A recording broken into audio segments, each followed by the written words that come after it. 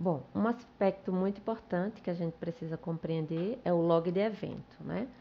O ponto de partida para a obtenção do log de eventos são os dados brutos, né, que estão ocultos em diversos tipos de fontes de dados, né? Essas fontes de dados podem estar bem estruturadas e definidas por metadados ou não, né? E aqui, como podemos ver na figura, né, temos várias fontes de dados, por um exemplo, onde essas fontes de dados serão extraídas, né?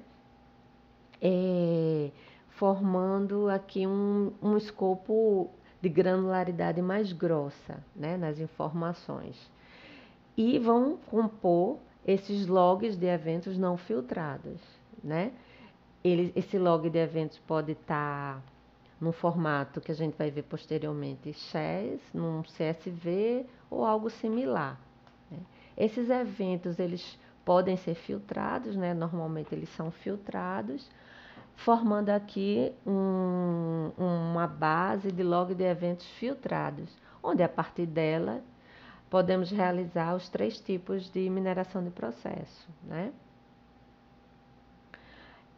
A extração que vimos na figura anterior normalmente é guiada, né? Deve ser guiada por perguntas, né?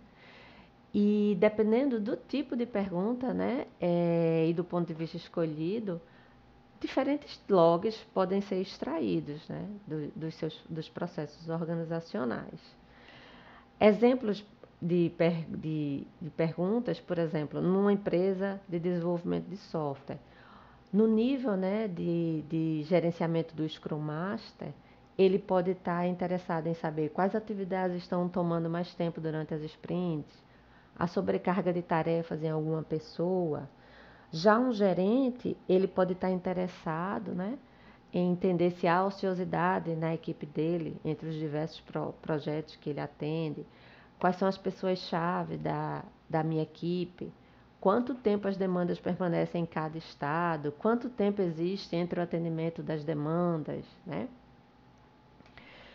Quanto à tempestividade, dos dados pode-se extrair dados tanto históricos, ou seja, dados que já foram concluídos, né, em processos concluídos, que conhecido como dados pós-mortem, ou dados atuais, dados conhecidos como dados pré-mortem, dados que estão sendo atualizados em tempo real, né? E hoje já há tecnologia para se extrair e analisar os dados, né, quando os eventos ocorrem. A filtragem, né, ela é feita normalmente, né, depois do log de evento ser criado, né, numa granularidade mais grossa, e é um processo iterativo, né, e depende também da análise inicial desses dados.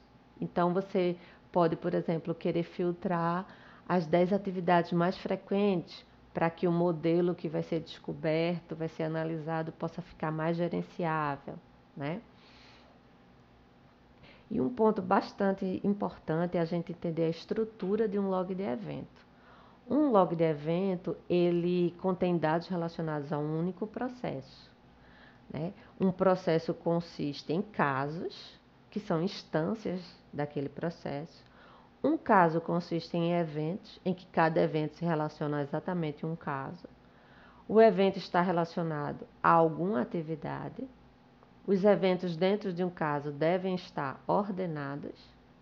E normalmente eventos referentes à mesma atividade têm o mesmo conjunto de atributos, tá?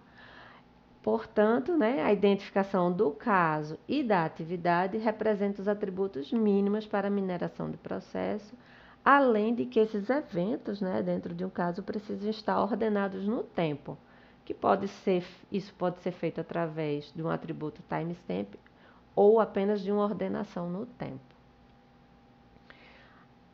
Para a gente entender melhor, aqui no exemplo abaixo, né, nós temos um log de eventos, né, e podemos ver algumas informações, como a identificação do caso, né, que é obrigatório, a atividade, o timestamp, né, que é útil para análise de algumas propriedades relacionadas à performance, como tempo de espera entre duas atividades, Informações de recursos, né, que é opcional, mas é muito importante para análise, por exemplo, de rede social, papéis organizacionais. Informações de custo, que seria muito importante para análise de custo. E qualquer outro atributo que se tenha ou que se queira capturar naquele log, né? Um outro tipo de atributo que é opcional, mas é muito útil para análise de performance, é o tipo de transação, que representa o ciclo de vida de uma atividade, né? Então, cada mudança de estado é representado por um evento no log, cada mudança de estado naquela atividade. E é importante para medir, por exemplo, duração de atividade, se você tem o evento registrando o início da atividade e o fim, você consegue avaliar a duração dessa atividade, né? Então, aqui nós temos uma figura mostrando um modelo de ciclo de vida transacional padrão de atividades, né? Onde a gente pode ter registros, né, de mudanças de estado na atividade, como, por exemplo, a atividade foi atribuída a uma data, né, cronogramada, digamos assim. Ela foi depois atribuída a um recurso, reatribuída, ela foi iniciada, né? Ela foi terminada com sucesso ou sem sucesso, né? Ela pode ter sido suspensa. Então, esse é um modelo de ciclo de vida padrão, né? Transacional. E para a gente entender melhor, aqui a gente tem exemplos, né, dessas atividades, né, com diferentes ciclos de vida. Então, um log de evento pode ter atividades, por exemplo, essa atividade A, ela foi cronogramada, depois foi atribuída algum recurso, depois ela foi iniciada e foi terminada, né? Já um outro log de evento pode trabalhar com atividades que têm registro de evento para início e fim, só outro tipo de logs com atividades que tenha só o registro do fim, né, das atividades. Então, esses são os vários tipos de eventos transacionais, né?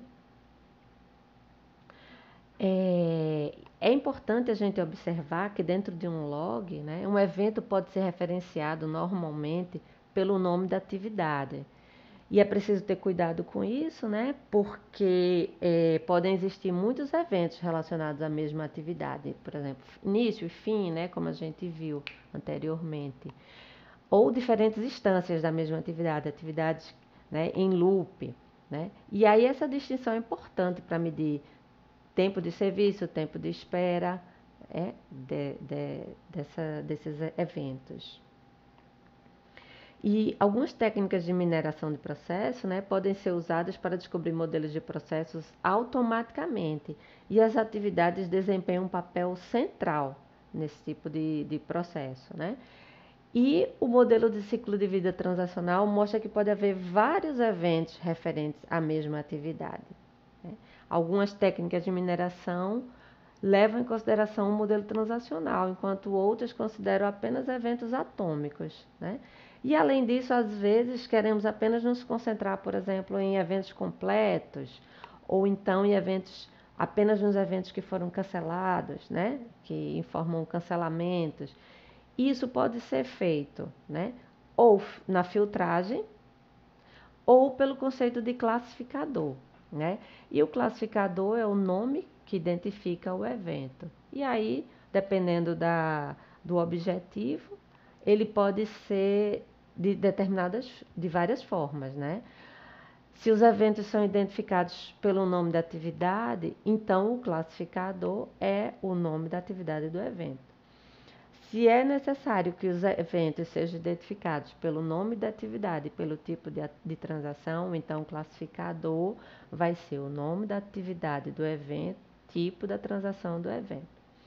Já se o evento precisa ser identificado pelo nome do recurso, então o classificador vai ser o nome do recurso do evento. Aqui nós temos uma estrutura em árvore de um log de evento, né, onde a gente pode ver que um processo tem vários casos, cada caso tem vários eventos, né, que precisam estar ordenados, e está relacionado com instância de atividade. E pode ter uma série de outros atributos, né? Existe um conceito importante também da gente entender, que é muito referenciado na mineração do processo, que é o de trace, né? Que é uma sequência finita de eventos e corresponde a um caso dentro do log. Um log é uma sequência de traces, né? É um conjunto de traces. Identificadores de casos e eventos podem ser incluídos durante o processo de extração. Casos e eventos podem ter qualquer quantidade de atributos. Então, resumindo esses conceitos, né, a gente pode ver o resumo aqui nesse diagrama de classes, onde a gente tem um processo que pode ter uma ou mais atividade, né? Processo tem um ou mais casos no log, né, de evento. O caso, ele pode ter uma ou mais instâncias de atividade e ele pode ter atributos, né? Um caso pode ter um ou mais eventos, né? Que os eventos se relacionam com instâncias de atividades e os eventos têm atributo que, no mínimo, tem que ter o caso, como a gente viu, obrigatório, e a atividade. E ou o timestamp ou a ordenação temporal, né? Um dos dois é obrigatório, certo? Os demais são opcionais e dependem do tipo de análise que se quer fazer.